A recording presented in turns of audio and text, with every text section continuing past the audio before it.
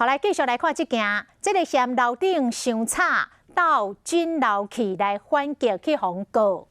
这是发生伫新北市永和的一栋公寓，这楼顶甲楼骹的住户，当期因为噪音关系真歹。这个楼骹的住户，怎伫咧天棚来到一个军楼去，搁伫咧楼梯环的面顶来抹油，结果楼顶的住户，互这个噪音是吵到1年外无法度好好啊困。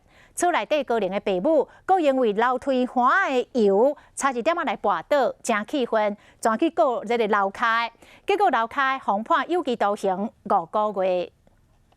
一粒莫大，阁倒一支长鼓啊，就会当制作出真大声的噪音。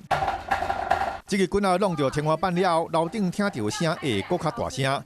就一对高龄老翁仔某甲后生住伫咧3楼，对2楼的徛家提出告诉。伊讲，这1年外来，2楼用这种家私连续咧制作噪音，严重妨害因徛家的安宁。而且对方明知因老翁仔某行路较无方便，搁伫咧楼梯间咧抹油，还需要用拐仔才当行路的老母险险啊跋一倒。但是2楼的住户咧讲，是3楼伫咧楼顶伤过头吵，伊挡袂牢，才会买这个家私来的反制。不过新北市地方法院按照医生的诊断书，认定3楼的徛家已经精神上受到妨碍，伊无采信2楼的辩词，一审按照强制罪判伊有期徒刑4个月。伊搁再一届上诉，二审煞加重判伊有期徒刑5个月，会当依扣罚金15万块。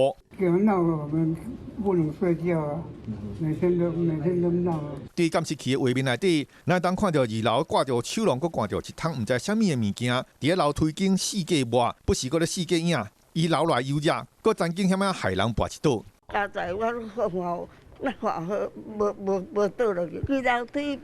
80几岁咧变呢？伫咧网络顶悬买这种家私咧害人，虽然无法院通管，但是使用了后可能会犯着刑法的强制罪，会当处3年以下有期徒刑、拘役，或者是9000块以下的罚金。嘛有可能违反社会秩序维护法第72条，制作噪音，妨开出6000块以下的罚金。